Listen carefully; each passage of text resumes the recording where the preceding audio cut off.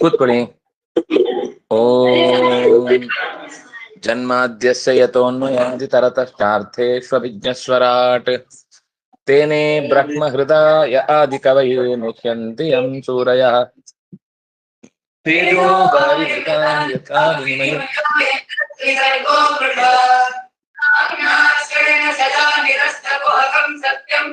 ಧೀಮಹಿ ಯಂ ಪ್ರವ್ರಜಂತಮನುಪೇತಮಪೇತ ಕೃತ್ಯಂ ದ್ವೈಪಾಯನೋ ವಿರಹ ಕಾತರ ಆಜುಹಾವ ಪುತ್ರೇತಿ ತನ್ಮಯತಯಾ ಕರವೋಪಿ ನೇದುಃ ಮುನಿಮಾನತೋಸ್ಮಿ ನಾರಾಯಣಂ ನಮಸ್ಕೃತ್ಯ ನರಂ ಚೈವ ನರೋತ್ತಮಂ ದೇವೀಂ ಸರಸ್ವತೀಂ ವ್ಯಾಸಂ ತತೋ ಗ್ರಂಥಮುದೀರಯೇ. ಸ್ವಸ್ತ್ಯಸ್ತು ಸತಾಂ.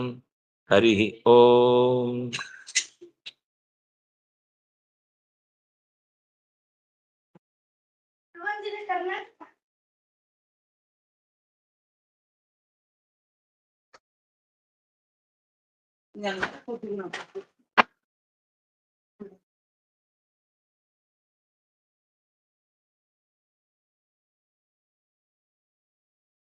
ಹೇಗಿದ್ದ ಪ್ರಹ್ಲಾದ ಅನ್ನುವುದನ್ನ ಹೇಳ್ತಾ ಬಂದ್ರು. ಪ್ರಹ್ಲಾದ ಸಣ್ಣ ಹುಡುಗ ಆಗಿರ್ಲಿಲ್ಲ. ಉಳಿದ 4 ಮಂದಿಗೆ ತಮ್ಮನಾಗಿ ಸಣ್ಣವನಂತೆ ಇದ್ರೂ ಕೂಡ ತುಂಬಾ ಮೆಚೂರ್ಡ್, ಎತ್ತರದ ವ್ಯಕ್ತಿತ್ವ ಅವನದ್ದಾಗಿತ್ತು ಅನ್ನೋದನ್ನ ಹೇಳಿದ್ರು. ದೊಡ್ಡವರಿಗೆ ಪಾದಕ್ಕೆ ಬಿದ್ದು ದಾಸನಂತೆ ವರ್ತಿಸ್ತಾ ಇದ್ದ, ತನ್ನ ಪ್ರಜೆಗಳನ್ನ ತಂದೆಯಂತೆ, ಅಷ್ಟು ಸಣ್ಣ ಹುಡುಗನೇ ಅಷ್ಟು ಚೆನ್ನಾಗಿ ದೊಡ್ಡವರ ರೀತಿಯಲ್ಲಿ ಜನರ ಕಷ್ಟ ನಷ್ಟಗಳಿಗೆಲ್ಲ ಕಿವಿ ಕೊಟ್ಟು ನಡ್ಕೊಳ್ತಿದ್ದ. ಅಹಂಕಾರ ಉದ್ದಟತನ ಎಂದೂ ಇರ್ಲಿಲ್ಲ ಅನ್ನೋದನ್ನ ನಾವು ನೋಡಿದ್ವಿ. ಎಷ್ಟೋ ಸರ್ತಿ ಜ್ಞಾನಿಗಳು ಕೂಡ ಅವನ ನಡೆನುಡಿಗಳನ್ನ ಕಂಡು ತಾವು ಅದರಿಂದ ಪ್ರೇರಿತರಾಗ್ತಿದ್ರು, ಪ್ರಚೋದಿತರಾಗ್ತಿದ್ರು ಅನ್ನೋದನ್ನ ಹೇಳಿದ್ರು. ಮುಂದೆ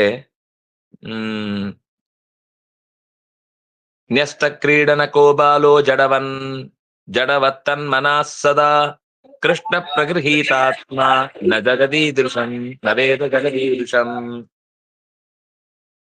ಅವನ ಗುಣಗಳನ್ನ ಪಟ್ಟಿ ಮಾಡಿ ಹೇಳುವುದೇ ಕಷ್ಟ. ಮುಖ್ಯವಾದ ಒಂದೆರಡು ಮಹಾತ್ಮ್ಯವನ್ನ ಹೇಳುತ್ತೇನೆ. ಅವನಿಗೆ ವಾಸುದೇವನಲ್ಲಿ, ಭಗವಂತನಲ್ಲಿ ಅನನ್ಯವಾದ ಭಕ್ತಿ ಇತ್ತು. ಅದು ಪ್ರಾಮಾಣಿಕವಾದ ಭಕ್ತಿ, ಎತ್ತರದ ಭಕ್ತಿ. ಅದರಲ್ಲಿ ಅವನು ಯಾವುದನ್ನೂ ಕೂಡ ಇದು ಬೇಕು, ಇದಕ್ಕೋಸ್ಕರ ನಾ ಮಾಡ್ತಾ ಇದ್ದೇನೆ ಅನ್ನುವ ಈ ಅವ್ಯವಸ್ಥೆ ಇರಲಿಲ್ಲ. ನ್ಯಸ್ತ ಕ್ರೀಡನಕಃ, ಆಟವನ್ನೇ ಬಿಟ್ಟಿದ್ದ. ಹುಡುಗರಂದ್ರೆ ಸಾಮಾನ್ಯ ಆ ಹೊತ್ತಿಗೆ ಆ ಮನಸ್ಸಿನಲ್ಲಿ ಒಂದು ಆಟದ ಬಗೆಗೆ ತುಂಬಾ ಆಸಕ್ತಿ ಇರುತ್ತೆ. ಇವನು ಯಾವತ್ತೂ ಕೂಡ ಆಟಕ್ಕೆ ಹೋಗ್ತಿರ್ಲಿಲ್ಲ. ಅವನ್ ಏನ್ ಮಾಡ್ತಾನೋ ಅದೇ ಉಳಿದವರಿಗೆ ಆಟದ ತರ ಆಗ್ತಿತ್ತು. ಉಳಿದವ್ರು ಇವನ ಆಟ ಆಡದೆ ಎಲ್ಲೋ ಕೂತಿದ್ರೆ ಎಲ್ಲರೂ ಅವರು ಆಟ ಬಿಟ್ಟು ಇವನೊಟ್ಟಿಗೆ ಕೂಡ್ತಿದ್ರು. ಅದು ತುಂಬಾ ಆಶ್ಚರ್ಯ ಆಗುವ ವಿಷಯ. ಉಳಿದ ಮಕ್ಕಳೆಲ್ಲ ಇವನ ಆಟಕ್ಕೆ ಬರಲ್ಲ ಬಿಡ್ರೋ ಅಂತ ಹೇಳಿ ಎದ್ದೋಗ್ತಿರ್ಲಿಲ್ಲ. ಅವನ ಹತ್ರನೇ ಹೋಗಿ ಏನಾದ್ರೂ ಹರಟೆ ಹೊಡಿತಾ ಇದ್ರು. ಜಡವತ್ತನ್ಮನ ಸದಾ, ಯಾವಾಗ್ಲೂ ಜಡಭರತನ ಹಾಗೆ ಇದ್ದ. ಒಂದು ರೀತಿ ನಿರಂತರವಾಗಿ ಭಗವಂತನಲ್ಲಿ ಸ್ಮರಣೆ, ಭಗವಂತನ ನೆನಪು. ಕೃಷ್ಣಗ್ರಹ ಗೃಹೀತಾತ್ಮ, ಕೃಷ್ಣನ ಅವತಾರವೇ ನಾವು ಇನ್ನು ಮುಂದೆ ನೋಡುದು. ನಾರಾಯಣ ಇದು ನರಸಿಂಹ ಅವತಾರ ಅನ್ನುವ ಸಂದರ್ಭದಲ್ಲಿ ಕೃಷ್ಣನ ಹೆಸರಿಲ್ಲ ನಮ್ ತಲೆಯಲ್ಲಿ. ಆದ್ರೆ ಭಾಗವತ ಹೇಳುತ್ತೆ ಕೃಷ್ಣಗ್ರಹ ಗೃಹೀತಾತ್ಮ. ಅವನೊಳಗೆ ಒಂದು ನಾರಾಯಣ ಅಥವಾ ಕೃಷ್ಣ ಅನ್ನುವಂತಹ ಗ್ರಹ ಸೇರ್ಕೊಂಡ್ ಬಿಟ್ರೆ ಹೇಗೆ ಅವನ ವರ್ತನೆಯಲ್ಲಿ ಜಗತ್ತಿನ ಬೇರೆ ವಿಷಯಗಳ ಬಗ್ಗೆ ಎಚ್ಚರವೇ ಇರುವುದಿಲ್ಲ, ಬಾಹ್ಯ ಪ್ರಪಂಚದ ಅರಿವೇ ಇರಲಿಲ್ಲ. ನವೇದ ಜಗದೀದೃಶಂ, ನನಗೆ ಹೊರಗ್ ಜಗತ್ನಲ್ಲಿ ಏನಾಗ್ತಿದೆ, ಯಾಕಿದೆಲ್ಲ ಮಾಡ್ತಿದ್ದಾರೆ, ನಾನು ಹೀಗಿದ್ರೆ ಮಾತ್ರ ಸರಿ ಹೋಗುತ್ತೆ, ಇಲ್ಲ ಅಂತ ಆದ್ರೆ ಕಷ್ಟ ಆಗುತ್ತೆ, ಇದು ಯಾವುದು ಅವನ ತಲೆಯಲ್ಲಿಲ್ಲ. ಅವನ ತಲೆಯಲ್ಲಿ ಭಗವಂತ ನನಗೆ ಅತ್ಯಂತ ಆಪ್ತ ಅನ್ನೋದು ಮಾತ್ರ ಇತ್ತು. ಆಸೀನ ಪರ್ಯಟನ್ ಅಷ್ಟನ್ ಶಯಾನ ಪ್ರಬಿಬನ್ ಬ್ರುವನ್ ನಾನು ಸಂಗದ ಏತಾನಿ ಗೋವಿಂದ ಪರಿರಂಭಿತ. ಕೂತಿರ್ತಿದ್ದ, ಪರ್ಯಟನೆ ಓಡಾಟ ಮಾಡ್ತಿದ್ದ, ಅಶ್ನನ್ ಊಟ ಮಾಡ್ತಿದ್ದ, ಶಯಾನಃ ಮಲಗಿರ್ತಿದ್ದ, ಪ್ರಪಿಬನ್ ಕುಡಿಯುತ್ತಿದ್ದ, ಬ್ರುವನ್ ಮಾತಾಡ್ತಿದ್ದ. ಆದ್ರೆ ಆ ಎಲ್ಲ ಹೊತ್ತಿನಲ್ಲಿ ನಾನು ಏನ್ ಮಾಡ್ತಿದ್ದೇನೆ ಅಂತ ಅವನಿಗೆ ಅದರ ಬಗ್ಗೆ ಎಚ್ಚರ ಇಲ್ಲ. ಯಾಕಂದ್ರೆ ಅವನಿಗೆ ಆ ಕೆಲಸ ಮಾಡುವಾಗ ಎಚ್ಚರ ಇದ್ದದ್ದು ಭಗವಂತನ ಬಗ್ಗೆ ಮಾತ್ರ. ಗೋವಿಂದ ಪರಿರಂಭಿತ, ಪರಮಾತ್ಮನ ಎಚ್ಚರದಲ್ಲಿ ದಯೆಯಿಂದ ಮುಳುಗಿದ್ದಾದ್ರಿಂದ ಅವನಿಗೆ ಅದೆಲ್ಲವೂ ಕೂಡ ಒಂದು ದೇಹದಿಂದ ತಾನಾಗಿ ಆಗುವ ಕ್ರಿಯೆ. ಅದನ್ನ ನಾನು ಮಾಡಬೇಕು, ಆ ಮಾಡೋದ್ರಿಂದ ನನಗೇನೋ ಲಾಭ ಇದೆ ಅನ್ನೋದು ಗೊತ್ತೇ ಇಲ್ಲ. ನಾನು ಸಂದದಧ ಏತಾನಿ, ಇಲ್ಲಿ ಅವನಿಗೆ ಆ ಕುಡಿಯುವುದ್ರಲ್ಲಿ ತಾತ್ಪರ್ಯ, ಆಡುವುದ್ರಲ್ಲಿ ತಾತ್ಪರ್ಯ, ಅಂದ್ರೆ ಅಡ್ಡಾಡುವುದ್ರಲ್ಲಿ ತಾತ್ಪರ್ಯ, ಮಲಗುವುದ್ರಲ್ಲಿ ತಾತ್ಪರ್ಯ ಇಲ್ವಿಲ್ಲ. ಅವನಿಗೆ ಆಗ್ಲೂ ಭಗವಂತನದ್ದೇ ಎಚ್ಚರ. ಅವನು ಪರ್ಯಟನೆ ಮಾಡ್ತಾನೆ ಅಂದ್ರೆ ಪ್ರದಕ್ಷಿಣೆ ಅಂತ ಅರ್ಥ. ಶಯಾನ ಅಂತಂದ್ರೆ ಭಗವಂತನ ನಮಸ್ಕಾರ ಅಂತ ಅರ್ಥ. ಬ್ರುವಾನ್ ಅಂತಂದ್ರೆ ಅವನು ಸ್ತೋತ್ರ ಮಾಡ್ತಾ ಇದ್ದಾನೆ ಅಂತ ಅವನ ತಲೆಯಲ್ಲಿ ಅರ್ಥ. ಅವನಿಗೆ ಅದು ಬಿಟ್ಟು ಎಲ್ಲವೂ ನಾರಾಯಣಮಯ ಪುಮಾನ್, ಸರ್ವ ರೀತಿಯಿಂದಲೂ ಭಗವಂತನಲ್ಲೇ ಎಚ್ಚರ ಇದ್ದ. ಕ್ವಚಿದ್ರೋದಿತಿ ಗೋವಿಂದ ಚಿಂತಾ ಚಂಚಲ ಚೇತನ, ಕ್ವಚಿತ್ ಧಸತಿ ತಚ್ಚಿಂತಾ ಕ್ಲಾದ ಉದ್ಗಾಯತಿ ಕ್ವಚಿತ್. ಗೋವಿಂದನ ಚಿಂತೆಯಲ್ಲಿದ್ದಾಗ ಇದ್ದಕ್ಕಿದ್ದ ಹಾಗೆ ಅವನಿಗೆ ನಾನು ಎಷ್ಟು ಅಪರಾಧಿ, ದೇವರೆಷ್ಟು ಕರುಣೆ ತೋರಿಸ್ತಾನೆ, ಇಷ್ಟು ತಪ್ಪು ಮಾಡಿದಾಗ್ಲೂ ಈ ರೀತಿ ನನ್ನ ಎಳೆಯ ವಯಸ್ಸಿನ ತರಲೆಗಳನ್ನು ಸಹಿಸಿಕೊಂಡು ದೇವರು ಎಷ್ಟು ನನ್ನನ್ನ ಅನುಗ್ರಹಿಸ್ತಾನೆ ಅಂತ ಕ್ವಚಿದ್ರೋದಿತಿ. ಗೋವಿಂದ ಚಿಂಚಾ ಚಂಚಲ ಚೇತನ, ಗೋವಿಂದನಲ್ಲಿ ನಿರಂತರ ಮನಸ್ಸಿಟ್ಟು ತನ್ನ ಯಾವುದಾದ್ರೂ ಎಡವಟ್ಟು ಕೆಲಸಗಳನ್ನ ನೆನಪಿಸಿಕೊಂಡು ಅಳುತ್ತಿದ್ದ. ಕ್ವಚಿದ್ ಹಸತಿ, ಕೆಲವೊಂದ್ ಸರ್ತಿ ಅವನಿಗೆ ದೇವರ ನೆನಪಿನಿಂದ ಆಹ್ಲಾದಗೊಂಡು ನಗುತ್ತಾ ಇದ್ದ ಒಳಗೊಳಗೆ. ಅದು ಸಹಜವಾದ ನಗು. ಕೆಲವರಿಗೆ ಹುಚ್ಚು ಅನ್ಸುತ್ತೆ, ಏನೋ ಹುಚ್ಚುತ್ತರ ನಗ್ತಾ ಇರ್ತೀನಿ ಯಾವಾಗ ನೋಡಿದ್ರು ಅಂತ. ಆದ್ರೆ ಅವನಿಗೆ ಲೋಕದ ಜನರನ್ನ ಹುಚ್ಚಿರ್ತಾರ ಅವನಿಗೆ ಅನ್ನಿಸ್ತಾ ಇರುತ್ತೆ, ಏನು ಎಷ್ಟು ದೇವ್ರು ಸುಖ ಕೊಟ್ರು ಇನ್ನೂ ಒದ್ದಾಡ್ತಿರ್ತಾರಲ್ಲ. ಅವನಿಗೆ ಯಾವ ವಿಷಯದಲ್ಲೂ ಕೂಡ ಒಳಗಿನಿಂದನೇ ಆ ಸಂತೋಷ ಉಕ್ಕಿ ಹರಿಯುವುದ್ರಿಂದ ತಡ್ಕೊಳಿಕ್ ಆಗ್ತಿರ. ಉದ್ಗಾಯತಿ ಕ್ವಚಿತ್, ಆ ನೆನಪಾದಾಗ ದೇವರ ಗುಣಗಾನವನ್ನ ಮಾಡ್ತಾ ಹಾಡ್ತಾ ಕೂತು ಬಿಡ್ತಿದ್ದ.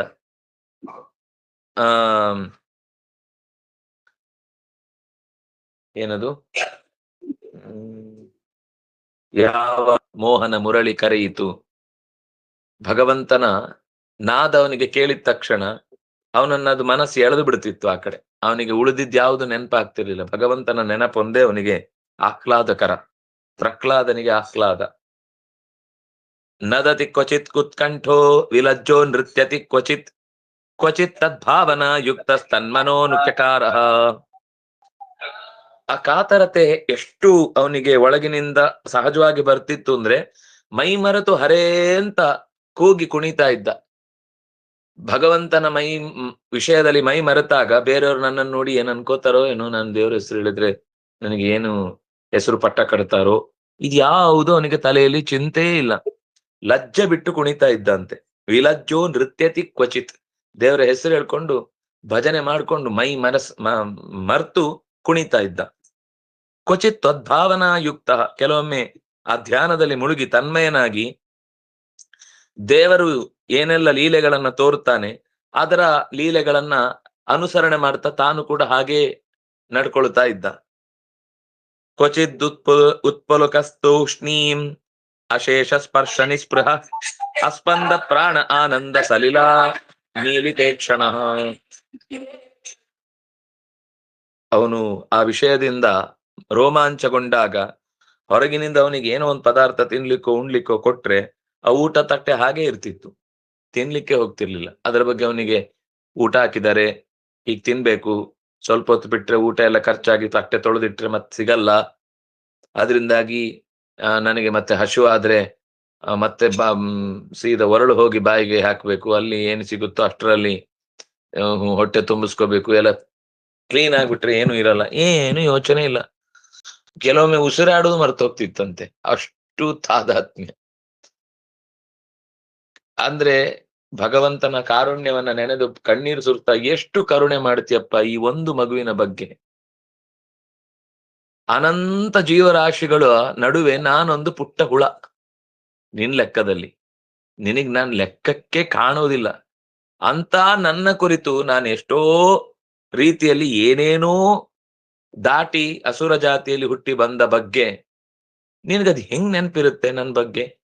24 ಗಂಟೆ ನನ್ನೊಳಗೆ ನಿಂತು ಉಸಿರಾಡಿಸ್ತೀಯಲ್ಲ, 24 ಗಂಟೆ ನನ್ನೊಳಗೆ ನಿಂತು ರಕ್ತ ಪರಿಚಲನೆ ಮಾಡಿ, 24 ಗಂಟೆ ನಿನ್ನ ತಿಂದ ಅನ್ನದ ಪ್ರಾಣತೆಯನ್ನು ದೇಹದ ಮೂಲೆಗೆ ಕಳಿಸಿ ಯಾವ ಕ್ಷಣದಲ್ಲಿ ಇದು ಯಾವ ಮೂಲೆಗೆ ಏನ್ ತೊಂದರೆ ಆದ್ರೂ ತಕ್ಷಣ ದೇಹದ ಯಾವುದೋ ಒಂದು ಇಂದ್ರಿಯಕ್ಕೆ ಪ್ರಚೋದನೆ ಕೊಟ್ಟು ಅದಕ್ಕೆ ರಕ್ಷಣೆಗೆ ಇನ್ನೊಂದು ಇಂದ್ರಿಯಕ್ಕೆ ಹೇಳಿ ತಕ್ಷಣವೇ ಶರೀರ ಅಲ್ಲಿಂದ ಹೊರಕ್ಕೆ ಬರುವ ಹಾಗೆ ಮಾಡಿ ಆ ದೇಹವನ್ನು ಉಳಿಸಿ ನನಗೆ ಸುಖವನ್ನ ಮಾಡ್ತೀಯಲ್ವಾ. ನಾನೇನ್ ಮಾಡ್ತೇನೆ ಒಂದು ಅಣುರೂಪದ ಈ ಜೀವಕ್ಕೆ ಇಷ್ಟು ದೊಡ್ಡ ಮಣ್ಣು ನೀರು ಗಾಳಿ ಬೆಂಕಿ ಆಕಾಶ ಶರೀರವನ್ನು ಹೊತ್ಕೊಂಡು ಎತ್ಕೊಂಡು ಓಡಾಡ್ಲಿಕ್ಕಾಗತ್ತಾ? ಇದು ನನ್ನ ಸ್ವಂತ ಶಕ್ತಿ ಅಲ್ಲ ಅಂತ ನನಗಿಷ್ಟು ಸ್ಪಷ್ಟ ಗೊತ್ತಾದ ಮೇಲೂ ನಾನೇ ಎಲ್ಲ ಮಾಡ್ತೇನೆ ಅಂತ ಮಾತಾಡಿಕೊಂಡ್ರೆ ಇದರಷ್ಟು ದಡ್ಡ ಪ್ರವೃತ್ತಿ ಅನ್ನೋದು ಇನ್ಯಾರದ್ದಿರ್ಲಿಕ್ಕೆ ಸಾಧ್ಯ ಅಂತ ಹೀಗೆ ಅರ್ಧ ಕಣ್ಣು ಮುಚ್ಚಿ ಅವನ ಕಾರುಣ್ಯದ ಪ್ರವಾಹಕ್ಕೆ ಕೊಚ್ಚಿ ಹೋಗಿ ಕಣ್ಣೀರು ಸುರಿಸ್ತಾ ಕೂತಿರ್ತಿದ್ದ. ಸ ಉತ್ತಮ ಶ್ಲೋಕ ಪದಾರವಿಂದಯೋ ನಿಷೇವಣಾಯ ಕಿಂಚನ ಸಂಗಲಬ್ಧಯ ತನ್ವನ್ ಪರಾಂ ನಿರ್ವೃತಿಮಾತ್ಮನೋ ದುಸ್ಸಂಗದೀನ ಸ್ವಮನಸ್ಸಮಂ ಯಥಾತ್. ಮತ್ತೆ ಮತ್ತೆ ಯಾರಾದ್ರೂ ವಿರಕ್ತರು ಸಜ್ಜನರು ಅವರು ಸಿಕ್ಕಿದ್ರೆ ಅವರ ಒಡನಾಟಕ್ಕೆ ತುಂಬಾ ಆಸ್ಥೆ ಪಡ್ತಿದ್ದ. ಅವರಿಂದ ಇನ್ನೊಂದಿಷ್ಟು ವಿಷಯ ಕಲಿತಿದ್ದ. ಅವರ ಪಾದ ಸೇವೆ ಮಾಡಿ ತನ್ನ ಹೃದಯದ ಮಧ್ಯದಲ್ಲಿ ಭಗವಂತನ ಪಾದಾರವಿಂದವನ್ನ ಸ್ಮರಣೆ ಮಾಡ್ತಾ ಆ ಸಂಘದಿಂದ ಸಿಕ್ಕಿದ ಸೌಖ್ಯಕ್ಕೆ ಅರ್ಥ ಅವನಲ್ಲಿ ಇನ್ನೂ ಹೆಚ್ಚಾಗ್ತಿತ್ತು. ದುರ್ಜನ ಸಂಘಕ್ಕೆ ಎಂದೂ ಕೂಡ ದುಸ್ಸಂಗದೀನ ಸ್ವಮನ ಸಮಂ ವ್ಯಧಾತ್, ದುಸ್ಸಂಗದಿಂದ ದೂರ ಇರ್ತಿದ್ದ. ನಾರದರು ಹೇಳ್ತಾರೆ, ಅಷ್ಟು ದುರುಳರ ಮನೆಯ ನಡುವೆಯೂ ಈತನೊಬ್ಬ ಆ ದುಷ್ಟ ಪ್ರವೃತ್ತಿಯ ಪ್ರಭಾವಕ್ಕೆ ಒಳಗಾಗದೆ ಇದ್ದಾನೆ ಅಂದ್ರೆ ಆ ಒಳಗೆ ಇರುವ ಅವನ ತಾಕತ್ತು ಎಷ್ಟು ದೊಡ್ಡದದು. ಎಲ್ರೂ ಚೆನ್ನಾಗಿದ್ದಾಗ ಅವ್ರ ಜೊತೆಗೆ ನಾವು ಜಪ ಮಾಡ್ತಾ ಇದ್ದೀವಿ ಅಂದ್ರೆ ದೊಡ್ಡ ವಿಷಯನೇ ಅಲ್ಲ. ಎಲ್ಲ ಹಿರಿದು ತಿಂದು ಬಿಡ್ತಾರೆ ಅಂತನ್ನುವ ಸಮಯದಲ್ಲೂ ತಾನು ಶಾಂತ ಚಿತ್ತನಾಗಿ ಒಬ್ಬ ಧ್ಯಾನದಲ್ಲಿ ಕೂತಿದ್ದಾನೆ ಅಂತಂದ್ರೆ ಅದು ನಿಜವಾಗಿಯೂ ಅತ್ಯಂತ ದೊಡ್ಡ ಸಾಧನೆ. ಆ ಸಾಧನೆಯನ್ನ ಪ್ರಹ್ಲಾದ ಅದೇನೋ ಆಂತರ ಬಲ ಅವನಲ್ಲಿ ತುಂಬಿ ತುಳುಕ್ತಾ ಇದೆ, ನಡೆಸ್ತಾ ಇದ್ದಾನೆ. ತಸ್ಮಿನ್ ಭಾಗವತೆ ಮಹಾಭಾಗೇ ದುರಾತ್ ಮಹಾತ್ಮನಿ ಹಿರಣ್ಯ ಕಶಿಪು ರಾಜನ್ ನಕರೋಧಗಮಾತ್ಮಜೇ. ಇಂಥ ಮಹಾಭಕ್ತನಾದ ಭಾಗ್ಯಶಾಲಿಯಾದ ನಿಜವಾದ ಅರ್ಥದಲ್ಲಿ ಭಗವಂತನಿಗೆ ಪ್ರಿಯನಾದ ತನ್ನ ಮಗನಾದ ಪ್ರಹ್ಲಾದನಲ್ಲಿ ಅಕರೋತ್ ಅಘಂ ಆತ್ಮಜೆ, ಮಗನ ವಿಷಯದಲ್ಲಿ ದ್ರೋಹ ಮಾಡಿದ, ಅವನ ಮೇಲೆ ಆಕ್ರಮಣ ಮಾಡಿ ಪಾಪ ಕಟ್ಟಿಕೊಂಡ. ಯುಧಿಷ್ಠಿರ ಉವಾಚ ದೇವರ್ಷ ಏತದಿಚ್ಛಾವೋ ವೇದಿತಂ ತವ ಸುವ್ರತ ಯದಾತ್ಮಜಾಯ ಶುದ್ಧಾಯ ಪಿತಾಧಾತ್ ಸಾಧವೇ ಅಘಂ. ಎಲ್ಲರಿಗೂ ಸರಿಯಾದ ತಿಳಿವನ್ನ ಕೊಡುವ ವ್ರತದಲ್ಲಿ ನೀವು ನಿರಂತರ ನಿಷ್ಠರು. ಜ್ಞಾನವನ್ನೇ ಕೊಡುತ್ತೇನೆ ಅಂತ ಅನ್ನೋದು ನಿಮ್ಮ ವ್ರತ, ಅದನ್ನು ನೀವು ನಿರಂತರ ಮಾಡುತ್ತಿದ್ದೀರಿ. ಓ ನಾರದರೆ, ಈ ಪರಿಶುದ್ಧವಾದ ಸಜ್ಜನಿಕೆಯಿಂದ ಕೂಡಿದಂತಹ ಮಗನಿಗೆ ಅಪ್ಪ ದ್ರೋಹ ಎಂಬುದು, ಯಾರಾದ್ರೂ ಅಪ್ಪ ತನ್ನ ಮಕ್ಕಳಿಗೆನೆ ಹಿಂಸೆ ಅವನನ್ನೇ ಓದಿಸಿ ಅವನಿಗೆ ಬರುವಂತೆ ಆಕ್ರಮಣ ಮಾಡ್ತಾನ. ನನಗೆ ಈ ವಿಷಯ ಅರ್ಥ ಆಗ್ತಾ ಇಲ್ಲ, ಸ್ವಲ್ಪ ಬಿಡಿಸಿ ಹೇಳ್ತೀರಾ? ಪುತ್ರಾನ್ ಪ್ರತಿಕೂಲಾಂಶ ಪಿತರ ಪುತ್ರವತ್ಸಲಾಹ ಉಪಾಲಭಂತೆ ಶಿಕ್ಷಾರ್ಥಂ ನೈವಾಘಮ ಪರೇಯಥ ಕಿಮುತಾನ್ ವಶಾನ್ ಸಾಧೂನ್ ತಾದೃಶಾನ್ ಗುರುದೈವತಾನ್ ಅಸ್ಮಾಕಂ ವಿಧಮ ಪ್ರಭು ಪಿತುಃ ಪುತ್ರಾಯ ಯದ್ವೇಷೋ ಮರಣಾಯ ಪ್ರಯೋಜಿತ. ಮಕ್ಕಳು ಎಷ್ಟೇ ತಮ್ಮ ಹಿರಿಯರ ವಿಷಯದಲ್ಲಿ ವಿರುದ್ಧವಾಗಿ ನಡ್ಕೊಂಡ್ರು ಅಪ್ಪ ಅಮ್ಮ ಸ್ವಲ್ಪ ಕ್ಷಮಿಸಿ ಅವರನ್ನ ಸಹಿಸ್ಕೊಳ್ತಾರೆ. ಇಲ್ಲ, ಇವತ್ತಲ್ಲ ನಾಳೆ ಸರಿ ಹೋಗ್ತಾನೆ. ಶಿಕ್ಷೆಗಾಗಿ ಬೈಯೋದು ತಪ್ಪಲ್ಲ, ಅವರನ್ನ ತಿದ್ದುವುದಕ್ಕಾಗಿ ಕೆಲವು ಕಠಿಣ ಸಜೆಗಳನ್ನ ಒದಗಿಸುವುದು ತಪ್ಪಲ್ಲ. ತಲೆಹರಟೆ ಮಾಡ್ತಾನೆ ಅಥವಾ ವಿರೋಧಿಗಳಂತೆ ನಡ್ಕೊಳ್ತಾನೆ, ಅನ್ಯಾಯ ಮಾಡ್ತಾನೆ ಅಂತಂದಾಗ ಅವನಿಗೆ ಶಿಕ್ಷೆ ಕೊಡೋದು ತಪ್ಪಲ್ಲ. ಆದ್ರೆ ಅತ್ಯಂತ ವಿಧೇಯ, ಅತ್ಯಂತ ಸಜ್ಜನ, ಗುರುದೇವತೆಗಳಲ್ಲಿ ತಂದೆನು ಒಂದು ದಿವಸ ಅವನು ಬೈಕೊಳ್ಳಿಲ್ಲ. ಏನಪ್ಪ ನೀನು, ನಿನಗೆ ಮಗ ಅಂತ ಒಂಚೂರು ಕರುಣೆ ಇಲ್ವಾ? ಎಷ್ಟು ರೀತಿಯಿಂದ ನನಗೆ ಕಾಟ ಕೊಟ್ಟಿದ್ದಿ ಅಂತ ಒಂದು ದಿವಸ ಅಪ್ಪ ನನ್ ಬೈಲಿಲ್ಲ. ಅಥವಾ ಅಪ್ಪನ ಹತ್ರ ಬಿಡಿ, ಅಪ್ಪ ಎದುರುಗಡೆ ಇದ್ದಾನೆ, ಸಿಟ್ಟು ಮಾಡ್ಕೊಂಡ್ರೆ ಮತ್ತೆ ವಾಪಸ್ ಇನ್ನೆರಡು ಬೈತಾನೆ ಬಡಿತಾನೆ ಅಂತ ಒಂದು ಭಯಕ್ಕೆ ಸುಮ್ಮನಿರ್ಬೋದು. ತನ್ನ ಮಿತ್ರರಲ್ಲೂ ಕೂಡ ಒಂದು ದಿವಸ ಅಪ್ಪನ ವಿರುದ್ಧ ಕೆಟ್ಟ ಮಾತುಗಳನ್ನಾಡಿ ಅವರ ಮೇಲೆ ದ್ವೇಷ ಬರುವ ಹಾಗೆ ಅಥವಾ ಅವರಿಗೆ ಸಿಟ್ಟು ಬರುವ ಹಾಗೆ ಮಾಡಲಿಲ್ಲ. ಇಷ್ಟು ವಿಧೇಯನಾದಂತಹ ಮಕ್ಕಳು ಅಂದ್ರೆ ಪ್ರಹ್ಲಾದನ ಹಾಗಿರ್ಬೇಕು ಅಂತ ಬೇರೆಯವರೆಲ್ಲ ನಿಯಮಗಳನ್ನ ಈ ಹುಡುಗನನ್ನ ನೋಡಿ ಕಲ್ತ್ಕೊಂಡು ಹೋಗ್ಬೇಕು. ಮಕ್ಕಳನ್ನ ಹೀಗೆ ನಾವು ಕಾಣಬೇಕು ಅಂತ. ಅಂತಹ ಮಗನ ವಿಷಯದಲ್ಲಿ ನಾವು ಸಾಮಾನ್ಯ ಎಂದೂ ಅಪ್ಪ ಅಮ್ಮ ದ್ರೋಹ ಮಾಡಲ್ಲ. ಇಂಥ ತಂದೆ ತಾಯಿಗಳ ಮೇಲೆ ಅತ್ಯಂತ ಗೌರವ ಇಟ್ಟುಕೊಂಡ ಮಕ್ಕಳ ವಿಷಯದಲ್ಲಿ ಅಪ್ಪ ಅಮ್ಮ ದ್ರೋಹ ಮಾಡ್ಲಿಕ್ಕೆ ಸಾಧ್ಯವೇ ಇಲ್ಲ. ಆದ್ರೂ ಇವನು ದ್ರೋಹ ಮಾಡ್ತಾನೆ, ಕೊಲ್ಬೇಕು ಅನ್ನುವಷ್ಟು ದ್ವೇಷ ಮಾಡುತ್ತಿದ್ದಾನೆ, ಅದರಿಂದ ಕೊನೆಗೆ ತನ್ನ ಸಾವೇ ಆಗುತ್ತೆ. ಈ ಕುತೂಹಲ ನನ್ನೊಳಗೆ ತುಂಬಾ ತುಳುಕ್ತಾ ಇದೆ. ಹೇಗ್ ಸಾಧ್ಯ? ಇಂಥ ಒಬ್ಬ ಅಪ್ಪ ಇದ್ದಾನ? ಇಂಥ ಒಂದು ವಿಧೇಯ ಮಗನನ್ನ ದ್ರೋಹ ಮಾಡುವ ಅಥವಾ ವಿರೋಧ ಮಾಡುವಂತಹ ಇವೆಯಾ ಅನ್ನುವುದನ್ನ ನನಗೆ ಹೇಳಿ ಅಂತ ಕೇಳುವಲ್ಲಿಗೆ ಭಾಗವತದ 7ನೆಯ ಸ್ಕಂಧದ 4ನೆಯ ಅಧ್ಯಾಯ ಮುಕ್ತಾಯಗೊಳ್ಳುತ್ತೆ. ಮತ್ತೆ 5ನೆಯ ಅಧ್ಯಾಯದಲ್ಲಿ ನಾರದರು ಮತ್ತೆ ಮಾತು ಶುರು ಮಾಡುತ್ತಾರೆ. ಪೌರೋಹಿತ್ಯಾಯ ಭಗವಾನ್ ವೃತಃ ಕಾವ್ಯ ಕಿಲಾಸುರೈ ಚಂಡಾಮರ್ಕೌ ಸುತೌ ತಸ್ಯ ದೈತ್ಯರಾಜನ್ಗ್ರಹಾಂಸಿಕೆ. ನಾರದರು ಕಥೆ ಮುಂದುವರಿಸ್ತಾ ಹೇಳ್ತಾರೆ, ಈ ಅಸುರರಿಗೂ ಒಂದು ಪೌರೋಹಿತ್ಯಕ್ಕೆ ಜನ ಬೇಕು ರೀ. ಅವರು ಕೂಡ ಯಜ್ಞ ಯಾಗ ಕರ್ಮಾಂಗ ಇತ್ಯಾದಿಗಳನ್ನು ಮಾಡುತ್ತಾರೆ. ನಾವ್ ಅನ್ಕೊಳ್ಳೋದು ಸಾಮಾನ್ಯ ಅವರಿಗೆಲ್ಲ ಬೇಡ ಅಂತಲ್ವಾ. ನೀವು ನೋಡಿ, ಸಾಮಾನ್ಯ ನಾಸ್ತಿಕರು ಅಂತ ಯಾರೆಲ್ಲ ಬೋರ್ಡ್ ಹಾಕೊಂಡು ತಿರುಗ್ತಿರ್ತಾರೆ, ಅವರಿಗೂ ಮನೆಯಲ್ಲೇ ಒಂದು ದೇವಸ್ಥಾನ ಇರುತ್ತೆ, ಅವರೂ ಕೂಡ ತಪ್ಪು ಕಾಣಿಕೆ ಹಾಕಿ ಬರ್ತಿರ್ತಾರೆ. ಅವರೂ ಗುಟ್ಟಾಗಿ ಮಂಡೆ ಎಲ್ಲ ಬೋಳಿಸಿಕೊಂಡು ದೇವರ ದರ್ಶನ ಮಾಡ್ಕೊಂಡು ಬಂದು ಯಾರಿಗೂ ನೋಡಕ್ಕೆ ಸಿಕ್ಕಿಲ್ಲ ಅನ್ನೋ ಹಾಗೆ ಗುಟ್ಟಲ್ಲೇ ಒಳಗೆ ಪೂಜೆ ಮಾಡಿ ಮುಗಿಸಿ ಬರ್ತಾ ಇರ್ತಾರೆ. ಅವರಿಗೆ ಹೊರಗಿನ ಬೋರ್ಡ್ ಅಷ್ಟೇ, ನಾಸ್ತಿಕ ಅಥವಾ ತಾನು ಪ್ರಗತಿಪರ ಅನ್ನುವ ಚಿಂತನೆಯ ಸಂಗತಿಗಳು ಒಳಗಿನಿಂದ ಅವರಲ್ಲೂ ಕೂಡ ಅಸಹಾಯಕತೆ ಅನ್ನೋದು ಜಾಗೃತವಾದಾಗ ಸಹಾಯಕ್ಕೊಬ್ಬ ಬೇಕು ಅನ್ನುವ ಎಚ್ಚರ ಭಗವಂತನ ಕಡೆಗೆ ಅವರನ್ನ ಎಳೆಯತ್ತೆ. ಕೇವಲ ಅವ್ರದ್ದು ಟ್ರಂಪ್ ಕಾರ್ಡ್ ಅದಷ್ಟೇ. ಈ ದೇವರಿಲ್ಲ ಅನ್ನುವ ಮಾತುಗಳಿಂದ ಸಮಾಜದಲ್ಲಿ ಒಂದಿಷ್ಟು ಪ್ರಶಸ್ತಿಗಳು ಬರ್ತಾವೆ, BDA ಸೈಟ್ಗಳು ಬರ್ತಾವೆ, ಅಥವಾ ಯಾವುದೋ ಅಕಾಡೆಮಿಯ ಅಧ್ಯಕ್ಷ ಪಟ್ಟ ಒಲಿದು ಬರ್ತಾವೆ, ಸಾಹಿತ್ಯ ಸಮ್ಮೇಳನದಲ್ಲಿ ಅವರ ಪುಸ್ತಕಗಳು ತುಂಬಾ ಮಾರಾಟ ಆಗ್ತವೆ ಅನ್ನುವ ಈ ಎಲ್ಲ ಕಾರಣಗಳಿಗಾಗಿ ಅವರು ಆ ತರದ ವೇಷವನ್ನ ಹಾಕೊಂಡು ಎಲ್ಲರ ಮಧ್ಯದಲ್ಲಿ ಭಾರಿ ತಾನೊಬ್ಬ ಚಿಂತಕ, ನಾನು ಕಷ್ಟದಲ್ಲಿರುವ ಜನರಿಗೆ ಸರಿಯಾದ ತಿಳುವಳಿಕೆಯನ್ನು ಕೊಟ್ಟು ಅವರು ಧರ್ಮದ ಹೆಸರಿನಲ್ಲಿ ಒದ್ದಾಡುವ ಸ್ಥಿತಿಯನ್ನ ತಪ್ಪಿಸ್ತಾ ಇದ್ದೇನೆ ಅಂತ ಹೇಳ್ಕೊಂಡು ತಿರುಗ್ತಾ ಇರ್ತಾರೆ. ಒಬ್ಬರ ಬಗ್ಗೆ ನಾನು ಹೇಳ್ತಿಲ್ಲ, ಸುಮಾರು ಜನ ಹಾಗೆ ಇದ್ದಾರೆ. ಕೆಲವರು ಏನು ಈಗ ಕಷ್ಟ ಇಲ್ಲ ಅನ್ನುವ ಕಾಲಕ್ಕೆ ಆರಾಮಾಗಿರ್ತಾರೆ. ಕೊನೆ ಕಾಲ ಬಂದಾಗ ಅವ್ರ ಯೋಚನೆ ಹತ್ತತ್ತೆ. ಮಲಗಿದ್ದಾಗ ವಿಷ್ಣು ಸಹಸ್ರನಾಮ ಹಾಕಿ ಅಂತಾರೆ, ಲಲಿತಾ ಸಹಸ್ರನಾಮ ಹಾಕಿ ಅಂತಾರೆ, ಇದು ಗಾಯತ್ರಿ ನಿರಂತರ ರೇಡಿಯೋದಲ್ಲಿ ಬರ್ಲಿ ಅಂತಾರೆ. ಸಾಯುವಾಗ ನನಗೆ ಇಂಥದ್ದೇ ಕ್ರಮದಲ್ಲಿ ನನ್ನ ಸಂಸ್ಕಾರಗಳನ್ನು ಮಾಡಬೇಕು ಅಂತ ವಿಲ್ ಬರೆದು ಸಾಯ್ತಾರೆ. ಇಡೀ ಜೀವನದುದ್ದಕ್ಕೂ ಇದೆಲ್ಲ ಕರ್ಮಾಂಗಗಳು, ಮೋಸ, ದಗಲುಬಾಜಿ, ಅನ್ಯಾಯ, ಕಿರಿಕಿರಿ, ಅಂದ್ರೆ ಅಸಹ್ಯ, ಇದೆಲ್ಲ ಅಡಗುಲಜ್ಜಿ ಕತೆ, ಮೂಢನಂಬಿಕೆ ಅಂತ ಬೈದವರು ಕೊನೆಗೆ ತಮ್ಮ ಜೀವನದ ಕೊನೆಯಲ್ಲಿ ಎಲ್ಲವನ್ನು ಯಥಾ ಪ್ರಕಾರ ಶಾಸ್ತ್ರೀಯವಾಗಿ ಆಗ್ಬೇಕು ಅಂತಾನು ಅಪೇಕ್ಷೆ ಪಟ್ಟು ಮಕ್ಕಳಿಗೆ ಅದೆಲ್ಲ ಹೇಳಿ ಹೋಗ್ತಾರೆ, ಹೇಗ್ ಮಾಡ್ಬೇಕು ನನ್ನ ಪರಿಸ್ಥಿತಿಗಳನ್ನ ನಿಭಾಯಿಸ್ಬೇಕು ಅಂತ. ಅಂದ್ರೆ ಇದೆಲ್ಲ ನೋಡಿದಾಗ ಆಶ್ಚರ್ಯ ಆಗುತ್ತೆ. ದೇವತೆಗಳಿಗೆ ಇಂಥದ್ದೊಬ್ಬ ಗುರು ಬೇಕಾಯಿತು. ಯಾರಿದ್ರು? ವೃತಃ ಕಾವ್ಯ. ಕಾವ್ಯ ಅಂದ್ರೆ ಶುಕ್ರಾಚಾರ್ಯರು. ಶುಕ್ರಾಚಾರ್ಯರನ್ನ ಅವರು ವಹಿಸಿಕೊಂಡ್ರು. ಅವರಿಗಿಬ್ರು ಮಕ್ಕಳು, ಚಂಡಾಮರ್ಕೌ ಸುತೌ ತಸ್ಯ ದೈತ್ಯರಾಜ ಗೃಹಾಂತಿಕೆ. ಷಂಡ ಮತ್ತು ಮರ್ಕ ಅಂತ, ಅದು ಷಂಡ ಮರ್ಕ ಅಂತ ಅಕಾರಾಂತವಾದ 2 ಶಬ್ದ ಒಟ್ಟು ಸೇರಿದಾಗ ಷಂಡಾಮರ್ಕವು ಅಂತ ಆಗುತ್ತೆ. ಅದು ಈ ಕೆಲವು ಜೋಡಿ ಪದಗಳು ಇಂದ್ರಾವರುಣ, ಮಿತ್ರಾವರುಣ,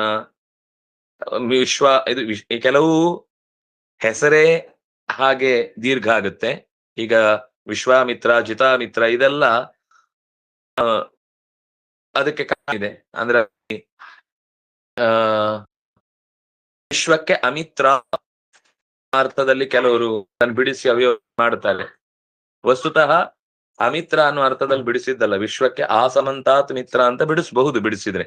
ಆದ್ರೆ ಆಕಾರ ಎಲ್ಲಿಂದ ಬಂತು ಅಂದ್ರೆ ಅದು ಹೆಸರಾಗುವಾಗ ಆಕಾರ ಬಂದು ಜಿತಾಮಿತ್ರ ವಿಶ್ವಾಮಿತ್ರ ಅನ್ನೋ ರೂಪ ಆಗುತ್ತೆ. ಅದೇ ರೀತಿ ಎರಡು ವ್ಯಕ್ತಿಗಳನ್ನ ಜೋಡಿಯಾಗಿ ಹೇಳುವಾಗ ದೇವತಾ ಗಣಗಳು ತುಂಬಾ ಬರ್ತವೆ ವೇದಗಳಲ್ಲಿ. ಅಲ್ಲಿ ಎಲ್ಲ ಕಡೆಯಲ್ಲೂ ಕೂಡ ಈ ದೀರ್ಘಾಕ್ಷರದೊಂದಿಗೆ ಅದರ ಹೆಸರು ಮಧ್ಯದಲ್ಲಿ ಸೇರಿಕೊಳ್ಳುತ್ತೆ. ಆದ್ರಿಂದಾಗಿ ಷಂಡ ಮತ್ತು ಮರ್ಕ, ಅದು ಷಂಡ ಮತ್ತು ಅಮರ್ಕ ಅಲ್ಲ, ಷಂಡ ಮತ್ತು ಮರ್ಕ, ಅವರಿಬ್ಬರ ಹೆಸರು ಸೇರಿದಾಗ ಅದು ಷಂಡಾಮರ್ಕ ಅಂತ ಆಗುತ್ತೆ. ಈ ದೈತ್ಯರಾಜನ ಮನೆಯಲ್ಲಿ ಅವರು ವಾಸವಾಗಿದ್ರು. ಯಾರು? ಷಂಡ ಮತ್ತು ಮರ್ಕ.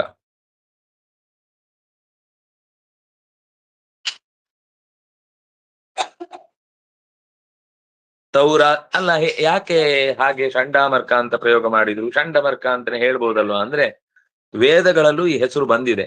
ಷಂಡಮರ್ಕ ಅನ್ನುವ ಹೆಸರು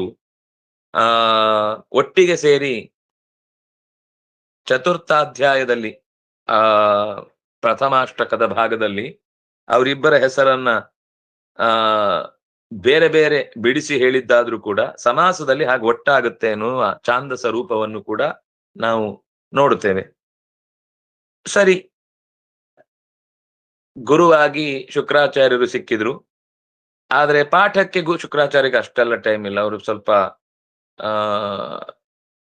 ಏನು ದೊಡ್ಡ ಮಕ್ಕಳಿಗೆ ಪಾಠ ಮಾಡೋರು. ಅವರು ಮಹಾಮಹೋಪಾಧ್ಯಾಯರು. ಸಣ್ಣ ಮಕ್ಕಳಿಗೆಲ್ಲ ಪಾಠ ಮಾಡ್ಲಿಕ್ಕೆ ಅವ್ರ ಹತ್ರ ಟೈಮ್ ಇಲ್ಲ. ಅದಕ್ಕೋಸ್ಕರ ಯಾರಾಗಬಹುದು ಅಂತ ಯೋಚನೆ ಮಾಡಿದಾಗ ತೌರಾಜ್ಞಾ ಪ್ರಾಪಿತಂ ಬಾಲಂ ಪ್ರಹ್ಲಾದಂ ನಯ ಕೋವಿದಂ ಪಾಠಯಾಮಾಸತು ಪಾಠ್ಯಾನ್ಯಾಂ ಬಾಲಕಾನ್. ಪೋಸ್ಟ್ ಗ್ರಾಜ್ಯುಯೇಟ್ ಸ್ಟೂಡೆಂಟ್ಸ್ ಗಳಿಗೆ ಪಾಠ ಮಾಡಿ ಎತ್ತರದಲ್ಲಿದ್ದಂತಹ ಶುಕ್ರಾಚಾರ್ಯರಿಗೆ ಅಷ್ಟು ಸಮಯ ಕೊಡ್ಲಿಕ್ಕೆ ಆಗ್ಲಿಲ್ಲ. ಆದ್ರಿಂದಾಗಿ ಅವರ ಮಕ್ಕಳಿಬ್ರು, ಈ ಷಂಡ ಮತ್ತು ಮರ್ಕ ಅನ್ನೋ ಇಬ್ರು ಕೂಡ ಈ ಹಿರಣ್ಯಕಶಿಪುವಿನ ಶಾಲೆಯ ಪ್ರಾಧ್ಯಾಪಕರಾದ್ರು. ಅವರಿಗೆ ಈ ಹಿರಣ್ಯಕಶಿಪುವಿನ ಮಗನಾದ ಪ್ರಹ್ಲಾದನನ್ನು ಒಪ್ಪಿಸಿದ್ರು, ನೀವು ಇವರಿಗೆ ಪಾಠ ಮಾಡಬೇಕು. ಅವರು ಒಳ್ಳೆ ನೀತಿ ಕೋವಿದರು. ಪ್ರಹ್ಲಾದನ ಮತ್ತು ಉಳಿದ ಅಸುರ ಬಾಲಕರ ಪಾಠದ ವ್ಯವಸ್ಥೆಯನ್ನು ಒಪ್ಪಿಕೊಂಡ್ರು.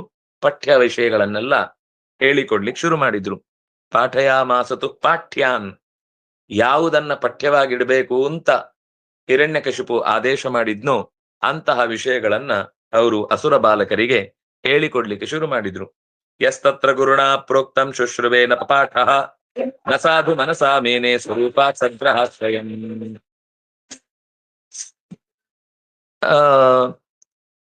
ಈ ಶುಕ್ರಾಚಾರ್ಯರು ಹೇಳುವುದು ನೀತಿಗೆ ಯುಕ್ತವಾದ ಮಾತುಗಳಾಗಿರ್ತಿರ್ಲಿಲ್ಲ. ಅದೆಲ್ಲ ಯಾಕೋ ದೈವಿಕ ಚಿಂತನೆಗಳಿಗೆ ವಿರುದ್ಧವಾಗಿತ್ತು. ಗುರುಗಳು ಏನಾದ್ರೂ ಹೇಳಿದ್ರೆ ಅವರನ್ನು ಅವಮಾನಿಸ್ತಿರ್ಲಿಲ್ಲ. ಗುರುಗಳೇ, ಆದ್ರೆ ನೀವು ಹೇಳಿದ ಮಾತಿನಲ್ಲಿ ನನಗೆ ಒಪ್ಪಿಗೆ ಇಲ್ಲ, ನನಗೆ ಇದು ಹಿತ ಅಂತ ಅನಿಸ್ತಾ ಇರ್ಲಿಲ್ಲ. ಯಾಕೆಂದ್ರೆ ಪ್ರಾಮಾಣಿಕವಾಗಿ ಸ್ವಭಾವ ಸಹಜವಾದ ಲೋಕದೃಷ್ಟಿಯಿಂದಲೇ ಕೆಲವು ಅಂಶಗಳನ್ನ ಗಮನಿಸಿದ್ರೆ ಇದೆಲ್ಲವೂ ಕೂಡ ಮುಂದೆ ಅನರ್ಥಕ್ಕೆ ಕಾರಣ ಆಗುವ ರೀತಿಯಲ್ಲಿ ನಿಮ್ಮ ವಿಷಯಗಳ ಪಾಠ ಚಿಂತನೆಗಳು ಕಾಣಿಸ್ತಾ ಇದೆ. ಆದ್ರಿಂದಾಗಿ ಪಾಠಶಾಲೆಯಲ್ಲಿ ಸುಮ್ಮನೆ ಪಾಠ ಕೇಳಿಸ್ಕೊಳ್ತಿದ್ದ ಅಷ್ಟೇ. ಆದ್ರೆ ಅದನ್ನೇ ಮತ್ತೆ ಬಾಯ್ಪಾಠ ಮಾಡುದು, ಅಭ್ಯಾಸ ಮಾಡುದು, ಚಿಂತನೆ ಮಾಡುದು, ಮತ್ತೆ ಗುರುಗಳಿಗೆ ಮರುದಿವಸ ಒಪ್ಸುದು, ಯಾವ ಕೆಲಸದಲ್ಲೂ ಪ್ರಹ್ಲಾದ ಇಲ್ವೇ ಇಲ್ಲ. ನೀವು ಹೇಳಿ, ನಿಮ್ ಕೆಲ್ಸ, ನಾವು ಬಿಡ್ತೇವೆ, ಅದ್ ನಮ್ ಕೆಲ್ಸ. ಯಾಕಂದ್ರೆ ನೀವು ಹೇಳ್ತಾ ಇರೋದು ನಂಗೆ ಮನಸ್ಸಿಗೆ ರುಚಿ ಆಗ್ಲಿಲ್ಲ. ಆದ್ರೆ ಎಂದೂ ಕೂಡ ಎದುರು ಮಾತಾಡುವುದು ಅಥವಾ ಅವರನ್ನ ಅಣಗಿಸುವುದು, ನೀವು ಹೇಳಿದ್ ಸರಿ ಇಲ್ಲ ಅಂತ ಎಲ್ಲ ಹುಡುಗರ ಹತ್ರ ಅಧ್ಯಾಪಕರ ಬಗ್ಗೆ ಕೆಟ್ಟದಾದ ನಿಜವಾಗಿ ಒಬ್ಬ ವಿದ್ಯಾರ್ಥಿಗೆ ಈ ಎಲ್ಲ ಸಂಗತಿಗಳು ಪ್ರಹ್ಲಾದನಿಂದ ಕಲಿಬೇಕಾದ್ದು. ಒಬ್ಬ ತಪ್ಪೇ ಮಾಡ್ತಾ ಇದ್ರು ಕೂಡ ಅದು ಅವನಿಗೆ ತಪ್ಪು ಅಂತ 100ಕ್ಕೆ 100 ಕನ್ಫರ್ಮ್ ಇದ್ದಾಗ್ಲೂ ಕೂಡ ಆ ಗುರುಗಳ ಬಗ್ಗೆ ಒಂದೇ ಒಂದು ಅಡ್ಡ ಮಾತುಗಳನ್ನ ಉಳಿದ ಬೇಗ ಅಂತ ವಿಷಯಗಳು ಹಬ್ಬುದು ಜಾಸ್ತಿ. ಅಸುರ ಬಾಲಕರ ಹತ್ರ ಚರ್ಚಿಸ್ತಾ ಇರ್ಲಿಲ್ಲ. ಅವ್ರ ಹತ್ರ ಹೇಳಿದ್ರೆ ಅದು ಊರಿಡೀ ಹಬ್ಬುತ್ತಾ ಇತ್ತು. ತನಗೆ ಖುಷಿ ಆಗ್ತಿತ್ತು, ನೋಡಿ ನಮ್ಮ ಹತ್ರ ಪಾಠ ಹೀಗೆ ಎಲ್ಲ ಎಡವಟ್ಟು ಮಾಡಿದ್ರೆ ಹೆಂಗ್ ಮರ್ಯಾದೆ ಹೋಗುತ್ತೆ, ನಾನು ಅಂದ್ರೆ ಏನು ಅಂತ ಒಂದು ತುಂಡು ಗ್ಯಾಂಗ್ ಅನ್ನ ಕಟ್ಟಿಕೊಂಡು ಒಂದು ವಿದ್ಯಾರ್ಥಿ ಪರಿಷತ್ತು ಮಾಡಿ ಊರವ್ರನ್ನೆಲ್ಲ ಸೇರಿಸಿ ಅದರಲ್ಲಿ ಪ್ರೆಸಿಡೆಂಟ್ ಆಗಿ ಬೇಕಾದಷ್ಟು ದೊಡ್ಡ ಸ್ಟೂಡೆಂಟ್ ವಾರ್ ಮಾಡ್ಬೋದಿತ್ತು. ಏನದು ಜಿಂಗ್ ಯಾವ್ದನ್ನು ಬೇಕಾದ್ರೂ ಮಾಡ್ಬೋದಿತ್ತು. ಆದ್ರೆ ಪ್ರಹ್ಲಾದ ಅದ್ಯಾವುದಕ್ಕೂ ತಲೆ ಹಾಕ್ಲಿಲ್ಲ. ಅವನು ಪಾಠಶಾಲೆಯಲ್ಲಿ ಪಾಠ ಕೇಳಿಸ್ಕೊಳ್ತಿದ್ದ, ಅಲ್ಲಿ ಅವಮಾನ ಮಾಡ್ತಿರ್ಲಿಲ್ಲ. ಆದ್ರೆ ಅದನ್ನು ಮುಂದೆ ಎಂದೂ ಕೂಡ ಅಭ್ಯಾಸಕ್ಕೆ ತೊಡಗಿ ಅದರಲ್ಲಿ ಮುಳುಗ್ತಿರ್ಲಿಲ್ಲ. ಏಕದಾ ಸುರರಾಟ್ ಪುತ್ರಂ ಅಂಕಮಾರೋಪ್ಯ ಲಾಳಯನ್ ಪಪ್ರಚ್ಛ ಕಥ್ಯತಾಂ ವತ್ಸ ಮನ್ಯತೆ ಸಾಧು ಯದ್ಭವಾನ್. ಪಾಠ ಕೇಳ್ತಾ ಇದ್ಯಲ್ಲ ಮಗು, ಚೆನ್ನಾಗಿ ಕೇಳ್ತಾ ಇದ್ದಿ ಅಂತ ಭಾವಿಸ್ತೇನೆ. ನಿಂಗೆ ಏನು ಇಷ್ಟು ದಿವಸ ಕಲಿತದ್ರಲ್ಲಿ ಇಷ್ಟ ಆಯ್ತು? ನೀನು ಏನು ಕಲಿತದ್ರಲ್ಲಿ ನಿನ್ನ ಮನಸ್ಸಿಗೆ ಹಿತ ಅನ್ನಿಸ್ತು? ಅದನ್ನ ನನಗೆ ಹೇಳು ಅಂತ ಅಪ್ಪ ಅವನನ್ನ ತೊಡೆಯ ಮೇಲಿಟ್ಟುಕೊಂಡು, ನಿನಗೆ ಇಷ್ಟವಾದ ಒಂದು ವಿಷಯವನ್ನು ನನಗೆ ಹೇಳು ಅಂತ ತುಂಬಾ ಒತ್ತಾಯ ಮಾಡಿ ಕೇಳಿದ. ಪ್ರಹ್ಲಾದ ಅದಕ್ಕೆ ಪ್ರತಿಕ್ರಿಯೆ ಕೊಡ್ತಾನೆ. ಅದನ್ನ ನೋಡಿ ಅಪ್ಪ ಗಾಬರಿ ಆಗ್ತಾನೆ. ಏನ್ ಇವನು ಈ ತರ ಕಲ್ತು ಬಂದಿದ್ದಾನೆ, ಈ ತರ ರೆಡಿ ಆಗ್ಬಿಟ್ಟಿದ್ದಾನೆ ಅಂತ. ಆ ಪ್ರಹ್ಲಾದನ ಮಾತು ಏನು ಮತ್ತು ಎಂಥ ರೀತಿ, ಅದು ಬಹುಶಃ ನಮಗೆ ಮತ್ತೆ ಮತ್ತೆ ಮನಸ್ಸಿನಲ್ಲಿ ಚಿಂತಿಸಬೇಕಾದಂತಹ, ಮತ್ತೆ ಮತ್ತೆ ಅದರ ವಿಷಯದಲ್ಲಿ ಅನುಸಂಧಾನ ಮಾಡಬೇಕಾದ ಮಾತು. ನಾಳೆ ಆ ಶ್ಲೋಕದ ಭಾವವನ್ನ ಪರಿಗ್ರಹಣ ಮಾಡೋಣ ಅಂತ ಹೇಳ್ತಾ ಇವತ್ತಿನ ಈ ಚಿಂತನೆ ಇಲ್ಲಿಗೆ ಮುಗಿಸೋಣ. ಯಾರಾದ್ರೂ ಹೇಳೋರಿದ್ದೀರಾ? ಬೇಗ ಹೇಳಿ. ಮದಪಾನಂ ಕೃತ್ವಾ ಅಪಿ ಮದ್ಯಪಾನಂ ಕೃತ್ವಾ ಅಪಿ ತಸ್ಯ ತಪೋಬಲೇನ ಉನ್ಮತ್ತಃ ಅಭವತ್. ತಸ್ಮೈ ವಿಷ್ಣು ಮಹೇಶ್ವರಾನ್ ಹಿತ್ವಾ ಅನ್ಯೇ ಸರ್ವೇಪಿ ಮದ್ಯಂ ಗೃಹೀತ್ವಾ ಸೇವಾಂ ಕುರ್ವಂತಿ. ವರ್ಣಾಶ್ರಮಿಭ್ಯ ये यज्ञाः कृताः तेषां भविष्यं हिरण्यकशिपु स्वीकरोति. धेनवः, ग्रहाः, नद्यः, इन्द्रः, अग्निः, वायुः, जलम् एते सर्वे अपि ऐश्वर्यमत्तस्य भयात् तस्य वचनं पालयन्ति. ऋषिमहर्षयः वाताहारिणः भूत्वा ऋषिके अधिगच्छन्ति. तदा साधवः अभयंकरं वाणीं श्रुतवन्तः. हे संयतात्मानः मां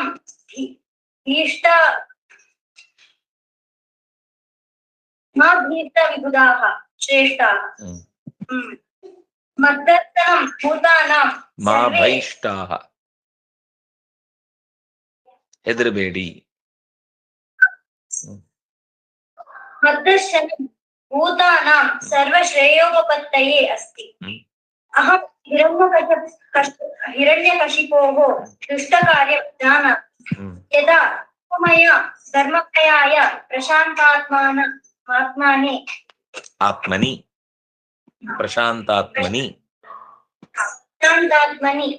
प्रह्लादाय अनिष्टं करोति. प्रह्लादात्मने ಅಲ್ಲ, ಪ್ರಶಾಂತಾತ್ಮನೆ ಪ್ರಹ್ಲಾದಾಯ ಅನಿಷ್ಟಂ ಕರೋತಿ ವರಾಜಿತಂ ಅಪಿ ಆಶು ನಶ್ಯತಿ ಇತಿ ವಾಣಿಃ.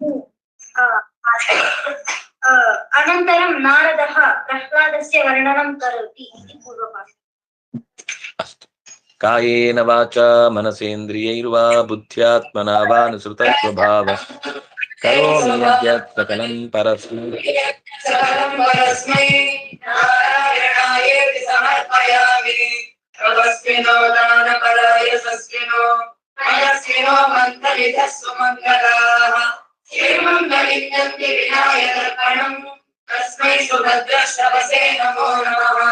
ಬ್ರಹ್ಮಾರ್ಪಣಂ ಬ್ರಹ್ಮಾಯೇ ಬ್ರಹ್ಮಾಗ್ನೋ ಬ್ರಹ್ಮಣಾಹುತಂ ಬ್ರಹ್ಮೈವ ತೇನ ಗಂತವ್ಯಂ ಬ್ರಹ್ಮಧರ್ಮ ಸಮಾಧಿನಾ. ಸರ್ವೇ ಭವಂತು ಸುಖಿನಃ, ಸರ್ವೇ ಸತ್ಯರಾಮಯಾಃ, ಸರ್ವೇ ಭದ್ರಾಣಿ ಪಶ್ಯಂತು ಮಾ ಕಶ್ಚಿತ್ ದುಃಖಭಾಗ್ ಭವೇತ್. ಧರ್ಮಸ್ಯ ವಿಜಯೋ ಭೂಯಾತ್ ಅಧರ್ಮಸ್ಯ ಪರಾಭವಾತ್. ಸದ್ಭಾವನಾ ಪ್ರಾಣಭೃತಾಂ ಭೂಯಾತ್ ಕೃಷ್ಣಸ್ಯ ಮಂಗಲಂ.